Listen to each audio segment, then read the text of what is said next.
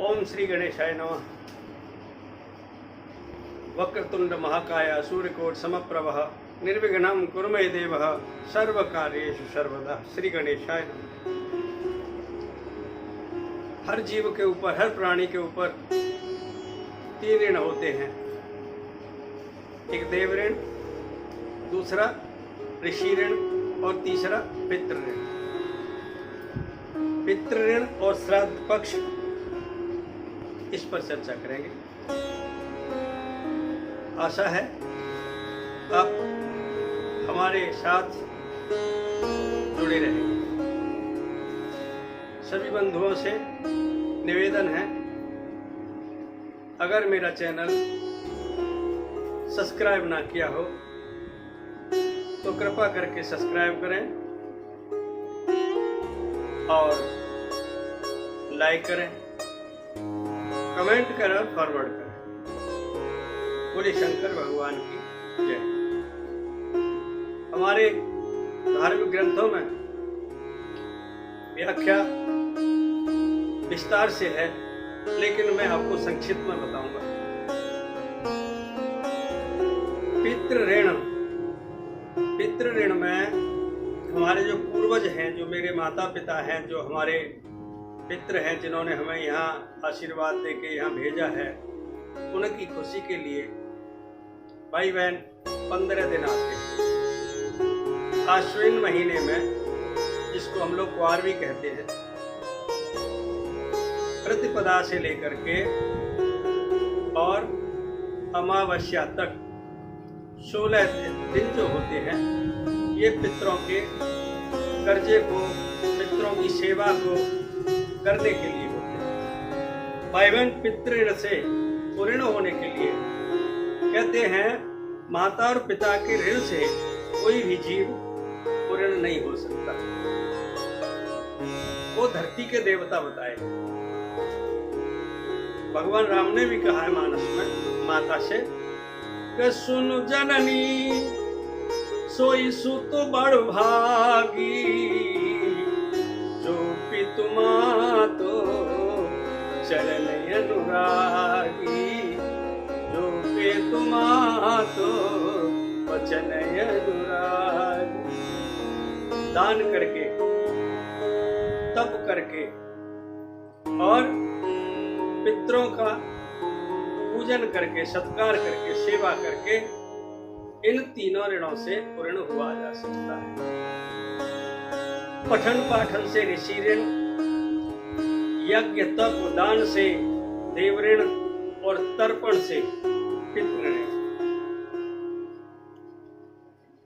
इस पितृ ऋण से पूर्ण होने के लिए भाई बहन 16 दिन, पितृपक्ष के 16 दिनों में श्रद्धा पूर्वक तर्पण, पितरों को जल देना चाहिए। तर्पण पितरों को जल देना चाहिए। सुबह सुबह जगते ही स्नान करके, ध्यान करके, बड़े भक्ति भाव के साथ एक शुद्ध पात्र में जल और उसमें तिल और कुशा हाथ में लेकर के, जिसका उस दिन श्राद्ध है, पिता, पितामह, प्रपितामह, 3 पीढ़ियों में हम लोग तर्पण करते हैं और करना चाहिए।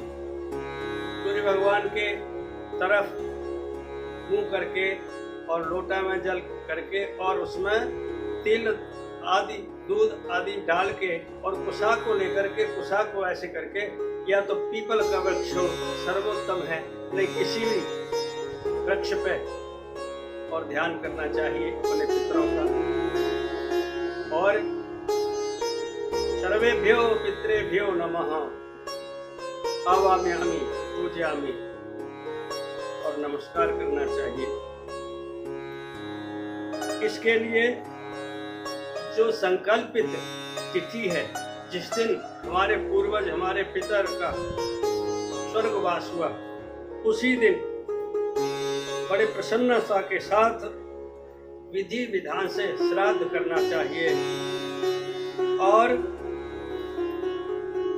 ब्रह्म भोजन कराना चाहिए, गौग्रास निकालना चाहिए और उनकी प्रसन्नता के लिए पितृ ऋण से मुक्त होने के लिए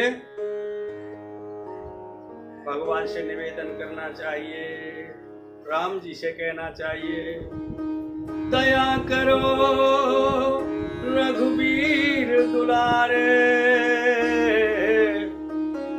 मुक्त हो ही सब पितर हमारे, मुक्त हो ही सब पितर हमारे। हे राम जी, जो आपकी शरण में स्वर्ग में बैठे, जो हमारे पूर्वज हैं, हमारे पितर हैं, हे मेरे श्री राम जी, अवध बिहारी,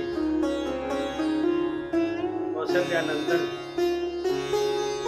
आप ऐसी कृपा करो कि वो मुक्त हो जाए, जहां भी है कर्मवश किसी भी बंधन में है तो वो मुक्ति पा रहे। श्राद्ध के लिए अपराह्न व्यापिनी तिथि ली जाती है। मृतक का अग्नि संस्कार वाले दिन श्राद्ध नहीं किया जाता। जिस दिन उनका स्वर्गवास होता है उसी दिन श्राद्ध करना चाहिए। एक दिन पहले अगर आप उसी स्थान पर हैं जहां पर उनको अग्निमुख किया गया था, जहां उन्हें भस्मीभूत किया हुआ था, तो शाम को जाकर के आप वहां निवेदन करें कि हे मेरे पिताजी, मेरे दादाजी, मेरे परदादाजी, प्रपितामह, कल आपका श्राद्ध है, आप भोजन के लिए आ जाइए, आपका निमंत्रण। इस तरह से जाकर के शाम को वहां बोल के आना चाहिए। और सुबह ही एक दिन पहले ही जो आपके घर में आते हैं, ब्राह्मण हैं, भांजे हैं, या और इसी तरह के रिश्ते में हैं, जो मान के रिश्ते में होते हैं, और अगर वो नहीं मिले तो किसी विप्र को, किसी द्विज को, किसी ब्राह्मण को निमंत्रण कर देना चाहिए कि कल हमारे यहाँ पर श्राद्ध है और आपको आकर के भोजन करना है। और जैसे ही उनका प्रवेश हो उस दिन 2-4 बातों का ध्यान रखना चाहिए। नाली में गर्म पानी नहीं डालें, घर में प्याज आदि हो तो उसको निकाल के एक तरफ कर दें। उनके भोजन के लिए जो उनके भोजन का जो निर्माण हो, जो बनाने वाले हों, वो बड़े शुद्ध, सात्विक और भाव से भोजन तैयार करें। और उसके बाद में भोजन करते समय भी सीताराम सीताराम सीताराम सीताराम, श्री राम जय राम जय जय राम, श्री राम जय राम जय जय राम भजन करते हुए वो जो भोजन प्रसादी तैयार हो रहा है, क्योंकि वो तो आ जाते हैं, हम उनको नहीं देख सकते, लेकिन वो हमें देखते हैं, क्या कर रहा है, कहाँ बैठा है, कैसे कर रहा है, कैसा भाव है, भाव भी देख लेते हैं। तो प्रसन्न चित्त होकर के भोजन तैयार करके और उनके प्रभु के सामने रख देना चाहिए। भगवान आप भोग लगाओ। और हमारे जो पितृ देवता हैं, कहते हैं भाई बहन, जिस घर के पितृ नाराज हो जाते हैं वह पितृ दोष हो जाता है, और जब तक वो पितृ राजी नहीं होते तब तक उस घर में कोई मांगलिक कार्य नहीं हो सकता, कोई देवी देवता नहीं आ सकता। और पितर खुश होते हैं तो देवी देवताओं को बुलाते हैं और उस वंश को भी आगे बढ़ाते हैं और उनका जो है कल्याण करते हैं, आशीर्वाद। और जब ये आते हैं तो 15 दिन तक यहीं रहते हैं। तो रोजाना नित्य नियम जल सूर्य भगवान को पितरों के नाम से पीपल के वृक्ष पे दे देना चाहिए। ये तो जो रोज करे। और पितृ गायत्री वो करनी चाहिए। और पितृ गायत्री अगर नहीं आती है तो गायत्री मंत्र का जाप करना चाहिए।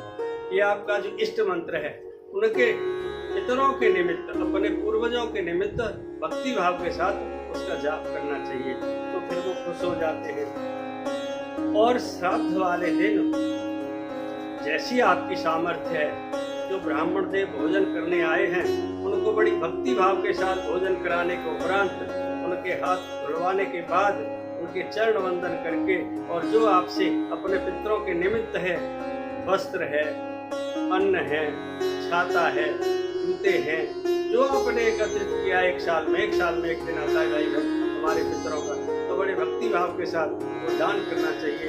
और उनको विनम्र भाव से करके बाहर तक, घर के बाहर तक छोड़ ले जाना चाहिए। तो हाथ में कुछ चावल ले जाए, कुछ फल ले जाए, और द्वार पर जा करके उनसे कह दे, हे देव आप अगली बार फिर आना, हमारे ऊपर कृपा बनाए रहना। हे पितृदेव आपको नमस्कार है, हे माता आपको नमस्कार है। तो भाइयों ये सब श्रद्धा का कार्य है।